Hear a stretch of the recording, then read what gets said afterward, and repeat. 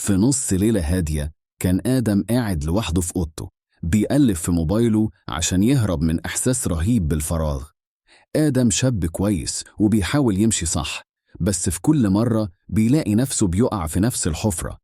الحكاية بتبدأ بنظرة على صورة مش من حقه يشوفها، وبعدها تتحول لدقايق طويلة من التصفح بتسرق منه راحة باله. بعدها بيحس بندم فظيع ويسأل نفسه، هو ليه ده بيحصل معايا كل مرة؟ ليه الشهوة بتغلبني مهما حاولت؟ كان حاسس إنه بقى عبد لرغباته وفاقد للتحكم في نفسه. المشكلة ما كانتش بس في اللحظات دي، لأ، دي كانت في أثرها اللي بيكمل معاه أيام. قلبه بقى قاسي وما بقاش يحس بحلاوة الطاعة والعبادة زي زمان.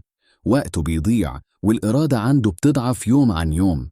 شهوته اتحولت من مجرد غريزة طبيعية لقيد بيشده بعيد عن راحته النفسية، وبدأ يفهم إن استمراره في السكة دي هيوصله للإدمان الكامل وهيخسر حريته اللي جوه نفسه. في ليلة من الليالي وبعد ما وقع نفس الوقعة، آدم قرر إنه مش هيسمح للإحساس ده يسيطر عليه تاني. قفل موبايله وقام اتوضى وصلى ركعتين بجد ودعا ربنا من قلبه، يا رب أنا ضعيف قويني.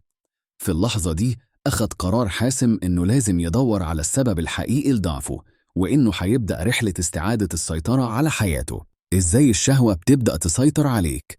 الشهوة مش بتهجم عليك مرة واحدة، دي بتتسلل ليك بخطوات صغيرة. بتبدأ بنظرة، بعدها فكرة، وبعدها عادة.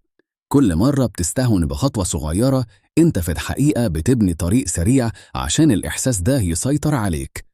المشكلة إن الخطوات الصغيرة دي مع الوقت بتتحول لعادة، والعادة بتتحول لإدمان، فبتلاقي نفسك ضعيف قدامها مش قادر تقول لأ. وهنا بتخسر أغلى حاجة عندك، إرادتك، المداخل السرية اللي الشهوة بتستخدمها ضدك عشان تكسب المعركة دي.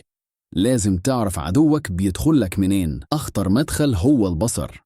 العين هي البوابة الأولى لقلبك، بعدها بيجي السمع، لأن في كلمات أو أصوات كتير ممكن تصحي الرغبة اللي جواك. بس أخطر حاجة بتغذي كل ده حاجتين: الفراغ، لأن نفسك لو ما شغلتهاش باللي ينفع هي هتشغلك باللي يضر، وكمان الصحبة السيئة، لأن الصاحب بيسحبك، فيا إما ياخد بإيدك لربنا يا يسيبك لهوك.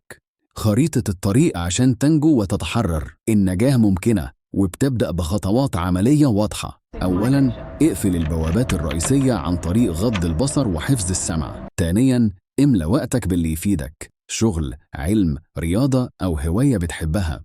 ثالثاً، دور على الصحبة الصالحة اللي تفكرك بربنا. ومن أقوى الأسلحة اللي النبي وصى بيها هو الصيام، لأنه بيكسر حدة الشهوة وبيقوي الإرادة. وأخيراً، اوعى تبطل ذكر ودعاء، لأن القلب لو اتملى بذكر ربنا بيبقى أقوى من إن شهوة تافهة تحركه. الخلاصة، الحرية الحقيقية.